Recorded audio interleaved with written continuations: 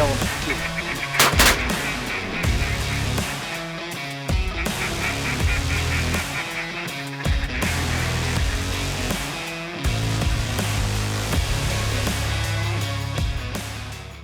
So, as you know, we have Dive Bomb, a company located in St. Louis. We're constantly looking for places to hunt around the area. And this area is pretty historic. It's the Mississippi Flyway. There's some pretty big stopovers, refuges, and some very, very historic clubs. So years ago, we sought out to start our own little land endeavor here, and we bought our first 180 acres and named it Kings Bend.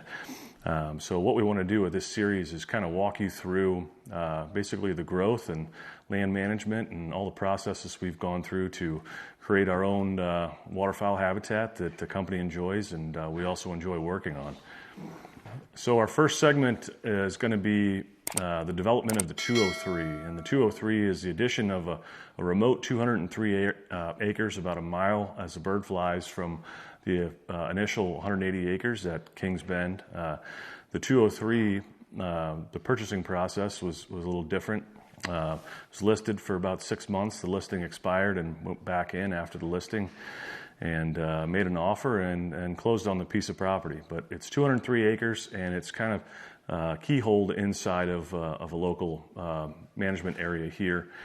And we went in and did soil sample testing and had a survey done for elevation map and put up a levee around it and wells and house and all sorts of stuff. And then moving forward after this year, we'd like to show you the next phase of things, which would be trees and land management processes, maybe some of the ag side of things here. So now we have our own combine and big old John Deere and planter and a farm manager. So hopefully this is just a behind the scenes look at what we do up north of St. Louis when we're not at the warehouse for Dive Bomb.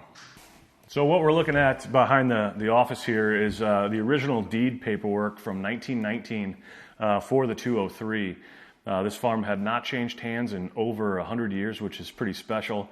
So the original deed paperwork, an old school cursive writing here, very, very interesting stuff. The family who had originally sold it and the family who'd bought it. And then actually the original survey is above the actual new survey from this year. So the old survey is actually rotated 90 degrees, but you can see the river. This would be the management area, and the 203 would be located here. And then the new survey is here. It details neighbors, property lines, boundaries, and then road access to the property. So just a very interesting thing to have as a memento. And just to get a quick look at the history behind this property before we did what we did. So this is the original location of the 180 acres at Kings Bend. The 203 is located just northeast of it.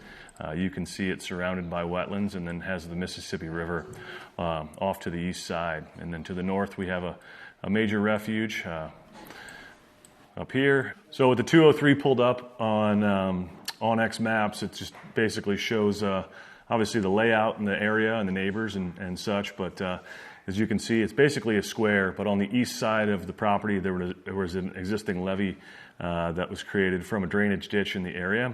So the plan is to come in and create a borrow ditch around the north, the west, and the southern edge of the property, and then create a way to drain the property. So when we did a survey, we figured out that the northeast corner and the southwest corner were the two low points. So those would be the locations for our water control structures. And then the next dilemma is how do we evacuate the water on the property when it's time to convert this back to an ag field. So we created drainage ditches inside of the property that basically will eliminate all the standing water and such. So when it comes time this spring, we're ready to plant. Okay, we're on site at the 203 is what we're calling it. It's our new development plan, but we've got with us today Steve with Cannon Excavations, and he's going to run us through how he's planning to move dirt to put 15 to 18 inches average water on this whole piece. So take it away, Steve. So the first process of this, you got to get a surveyor out here and do topo of the whole 200 acre farm. And then what they do, they come in. If you want to look at this map here, They actually topo this whole thing here, go around. They went every 150 foot, gave us elevations of the field and gave us elevation of the high points on the existing road that was here. And then they ran down through the middle here and shot elevations here. So then we take that elevation, I went around and try to average out the high spots and low spots so we don't have to gouge a bunch of dirt to build our levees here around this. And I came up with an elevation of 437.50. That's going to be the top of our levee. And then from that point, Cody's wanting 15 to 18 inches of water across this field, so then we got to come down to 435.50 above sea level. And then that's what we grade everything to here. So when everything's done at 437.50, this field should hold 15 to 18 inches of water. Basically, right through here, we got a sand vein that we don't want to take out. That's like 6-8 inches below the gumbo here that we don't want to take out because that'll actually suck the water out of this field.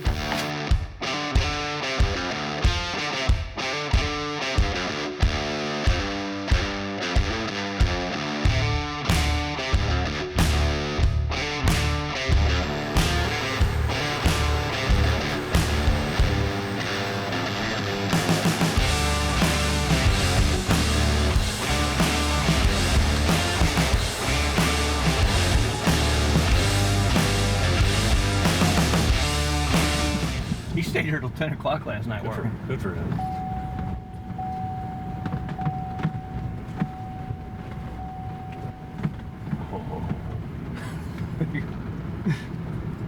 It looks like it's sloping though. Do what? It looks like it's sloping downhill. Oh, that's what he's doing down on the high lift. He's leveling everything up, bringing it all down through. So the high lift's already here. Oh yeah, he's down there on it. Is that Dane or the other guy? That's Brian. Brian. Yeah. Is Dane still out here? Yeah, Dane's out here. What's he do? Where's he? Hogging dirt out. From the ditch? From the ditch. Sweet. So let's look at this point right here real quick. We're gonna make this 10 foot wide so you can drive the truck down it. Perfect. And then this is gonna be gradual slope down where it's not. I love it. And we actually did drop the levee 6 inches. Okay. So you're gonna have a foot and a half forward. Just, I'm trying to not have to take so much out of the field. Okay. And do with what we get without backing a bunch of corn down. Cool.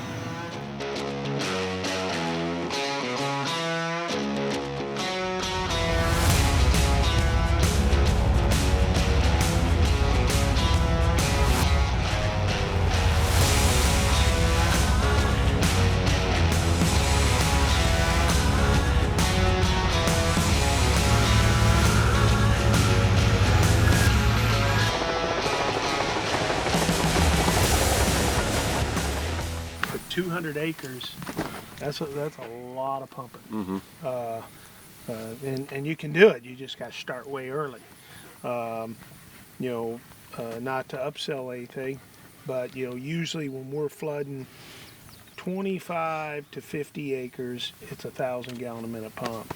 Usually when it's 100 plus, we go with a big turbine pump. A line shaft turbine with a phase converter, right, and convert it to 3-phase, and we'll puke out 2,500 to 3,000 gallons a minute. And the cost of that is? Cost of that gets up there because of all the extra, electrical. We kind of went through this whole scenario, and we arrived at we'd rather do multiple single-phase wells and do because they're submersible. We don't have to pull anything. No, that's right, and simplicity is good. So, if I was going to say, you said a couple wells, but I would say you'd want 3 wells. But you could always do 2 wells and then see where it takes you. But each well is going to be 125 amp breaker. Mm-hmm. So you're going to already overload your 325 amp service. Yeah. Plus you want a building with lights. What's their option? 400 amp service? Yeah. 400 amp service would probably be sufficient. It all depends on the placement of the wells too. You Right. start spreading them wells out, and then the voltage drop's going to get you to where as close as they can possibly be without sucking water, robbing water from another, right? Right. You would have to the 2 wells 100 foot apart. Mm-hmm. And they work like a charm. So you could put them in series, and you won't get too much voltage drop, because we just make sure the wire size was large enough going to the control But if you go panel. with 3, and then you place one here, another 100 foot down, and another 100 foot down. Yeah, what we would do is we would Left and right. yeah, we would place it. Yeah, we just have to look at the dynamics of the layout here. But as far as doing that, Runs downhill that way. Yeah. It's going to hit a turn or put a log in it. We're basically just going to puke water out into a 200-acre levee field for this year and see how it runs and see what the contours are and such. Okay. But I've got one of your wells over here, and we easily flood 120 plus acres. We're overflowing. with a single phase. Yeah. Okay. With Perfect. just one well. Oh yeah. I mean, Oh, what no you kidding. can do very easily is say, okay, let's set it up with 2 wells. Yep. If we see the following season we want to add a well, that's a good option. Yeah. And you don't, and then you can do it in phases. I agree. That's what I intend to do. Okay. So That's a good I want to idea. do 2 single phases, Yep. and then power-wise, we need to reserve at least 3 plus a small facility out here. Yeah. Whatever that. I would puts say a us. 400 amp service, unless I'm all wet. So you want to just put the wells in strategic places that won't be in your way of your future expansions. I think that's a good idea. Horsepower in each well, 15s. 15. Yeah. Okay. So, Cool. and that's what this whole bottom's laden with is Yep, 7.5 or 15. a lot of 15s. Yep. Yeah.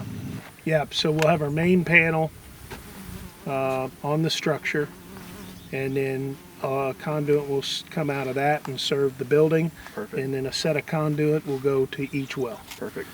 This Yep. See how the levee runs straight and then Yep. cuts out? Yep. We're going to push this levee all the way to the edge of the corn and bring it back here. We're going to elevate this whole thing. So everything's going to go on this elevation. Okay. So it'll be outside the levee. So the meter Smaller. base and all that. Yeah, because basically you're not going to put like the electrical structure. You're not wanting to put it on this raised levee. Yeah, I am. Okay, you are. Okay. It's not a levee anymore. It'd be a platform. Yeah, Yeah. that's what. Yeah. Yeah. So we'll be on the elevated ground. we'll Exactly. call it. Yeah. Okay. Yeah. Kind of a timeline. Clear as mud. We're gonna make October. Oh yeah. Cool. When's the dirt gonna be done?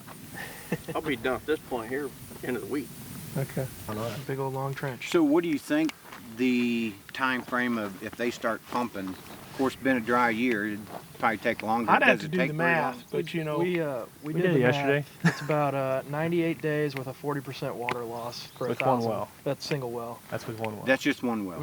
At 1,000 gallons a minute. We did a 40% loss rate, which I don't think we're going to get that here because we have a pretty solid clay, but we'll see. And that'd be at full pour where you want it. Yeah, that's it. Yeah. Well, I think we calculated for 18 inches, didn't we? 15 to 18 we did. Yeah, so that would be full, you And that know. was 98 days. Is for And we just cut it in half. yeah, and we accounted for I you gotta make know a quick phone call. Hold on. we accounted for planning too, so we'll be able to hopefully get the crop out and everything too. Still get our 98 days, which I think it'll be less than 98 days, but that was worst case scenario. How many acres y'all plan on leaving standing? 30. Because it's so cost inhibitive. Oh my gosh, yes it is. Yeah. Yeah, it is. I said, you're not believing it, but we're starting your building this morning. He said, you're kidding me. I said, no. He said, oh, I'm so happy.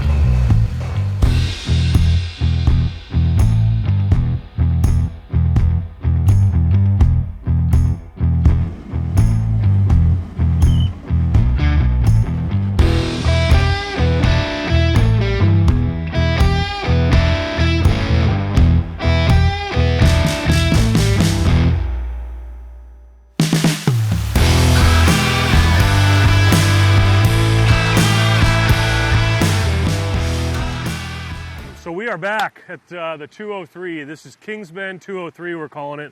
There's been a lot going on. We've got the levee complete around the perimeter of the property.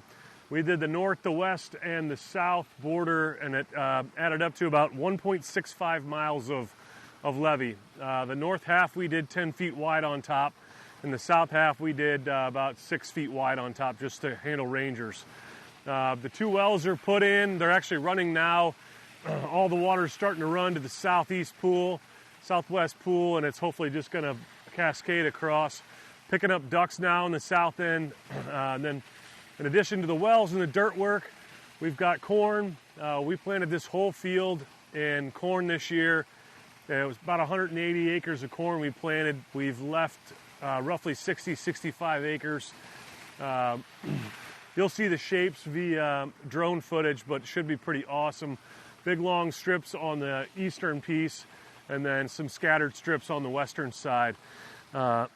We've also got a building that will take you on a walk through here, just a warming hut, concrete floors, a little bathroom with some double doors that lead out into a dock, which will have some boats and things like that so we can traverse the pool. So 2 lights.